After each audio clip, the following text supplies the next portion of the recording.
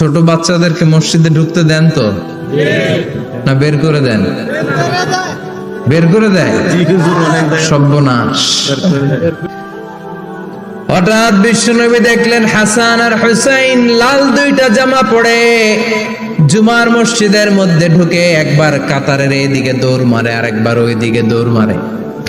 ছোট বাচ্চাদের এরকম দৌড়াদৌড়ি আছে না নাই? রাজা মেয়ারও আছে। ছোট বাচ্চাদেরকে মসজিদে ঢুকতে দেন তো না বের করে দেন? বের করে দেয়। সর্বনাশ।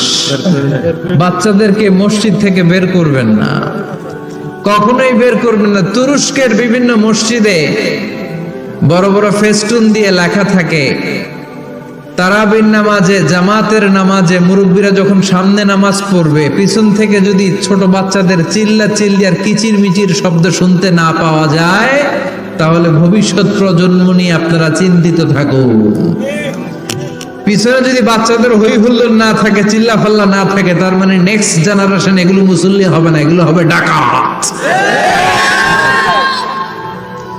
এজন্য এরা বিভিন্ন প্রজেক্ট চালু করেছে। 40 দিন টানা ফজরের নামাজ যে ছোট বাচ্চারা মসজিদে এসে পড়বে, ওই প্রজেক্টের আওতা থেকে একটা করে সাইকেল দিয়ে দেয়া হচ্ছে।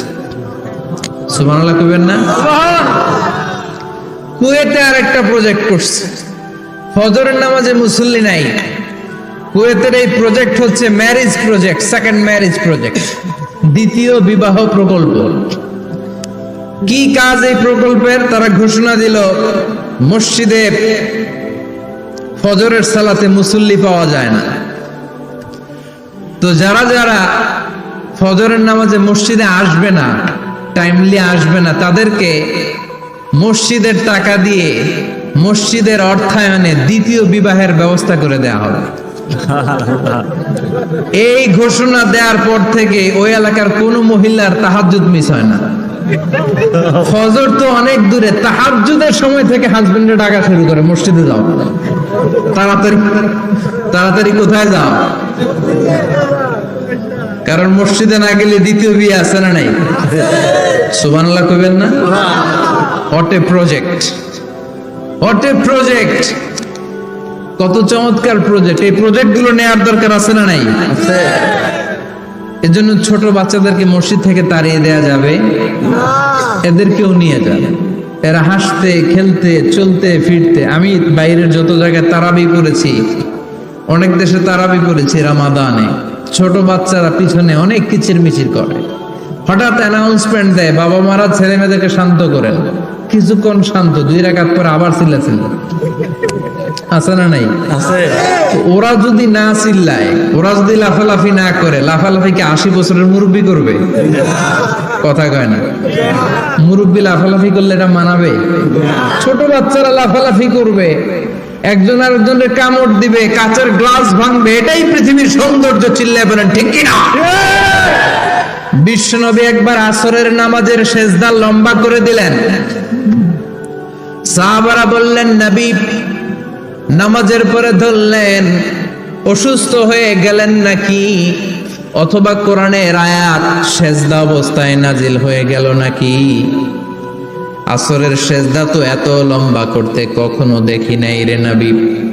বিশ্বনবী বললেন, না, অসুস্থ হই নাই, কোরআনের আয়াত নাজিল হয় নাই। আমি যখন সেজদায় লুটিয়ে পড়েছি, আমার কলিজার টুকরা নাতি হাসান আমার কাঁধের উপরে চেপে বসেছে। আমি যদি সেজদা থেকে মাথা উঠাই, হাসানের কষ্ট হয়ে যাবে, তাই আসরের একটা সেজদা আমি ইচ্ছা করেই লম্বা করে দিয়েছি। কি নবী ছিল, কি মায়া ছিল নাতিদের সাথে। হাসান হুসাইন বিশ্বনবী, যে নবী হচ্ছে সব নবীদের সর্দার, ওই নবীরে ঘোড়া বানায়া, বিশ্বনবীর বাবরি চুল ছিল তো, ওই চুল ধরে এরকম ঘোড়া ঘোড়া খেলতো। বিশ্বনবীর কাঁধে বসে বিশ্বনবীর বাবরি চুল টেনে টেনে কয়, এটা আমার ঘোড়া। হাসান হুসাইনের গায়ের এমন কোন জায়গা নাই যে জায়গায় বিশ্বনবী চুমা দেয় নাই। আর বলতেন, রাইহানাতাইনি ফিদ দুনিয়া, হাসান আর হুসাইন হলো আমার দুনিয়ার সুগন্ধি। সুবহানাল্লাহ। সাইয়্যিদা শাবাবি আহলিল জান্নাহ, জান্নাতীরা আপনারা যারা জান্নাতে যাবেন আপনাদের সামনে দুইটা পতাকা থাকবে, একটা থাকবে হাসানের হাতে আর একটা হুসাইনের হাতে। বিশ্বনবী মসজিদে নববীতে জুমার খুতবা দিচ্ছেন, হঠাৎ হাসান আর হুসাইন লাল দুইটা জামা পরে কাতারের মধ্যে দৌড়াদৌড়ি শুরু করলেন। বিশ্বনবী খুতবা থামিয়ে দিলেন, মিম্বার থেকে নেমে হাসান হুসাইনকে দুই হাতে টানতে টানতে মিম্বারের উপরে নিয়ে আসলেন যাতে মুসল্লিদের ডিস্টার্ব না হয়ে যায়। হাসানকে ডান হাতে ধরে হুসাইনকে বা হাতে ধরে বাকি খুতবাটা বিশ্বনবী তখন শেষ করলেন। 500টা খুতবা দিয়েছেন। কয়টা? চিল্লায় বলেন কয়টা? আবার বিশ্বনবী জুমার খুতবা দিতে দাঁড়ালেন। এক সাহাবী এসে বসে বলল, বিশ্বনবী বললেন কুম, দাঁড়াও। 2 রাকাত পড়ছো? সাহাবী কয় না, পড়ি নাই। বিশ্বনবী বললেন ইরকা রাকাতাইন, 2 রাকাত পড়ো। সাহাবী 2 রাকাত পড়া শুরু করলেন, বিশ্বনবী আবার খুতবা দেওয়া শুরু করলেন। খুতবার নিরবিচ্ছিন্নতাকে ভঙ্গ করে বিশ্বনবী তাকে দাঁড়াতে বললেন, 2 রাকাত নামাজ পড়তে বললেন। তার মানে খতিব সাহেব মন গড়া শুধু খুতবা দিয়ে যায় না, ডানে বায়ে কোথায় কি হচ্ছে সবকিছু নজরে রেখে, কন্ট্রোলে রেখে, সামাজিক সব সমস্যার কথাগুলো তুলে ধরে অসামাজিক কার্যকলাপের বিরুদ্ধে হুঙ্কার দিয়ে জুমার প্ল্যাটফর্মটাকে শক্তিশালী করাই হচ্ছে একজনের খতিবের দায়িত্ব। চিল্লায় কোন ঠিক কিনা?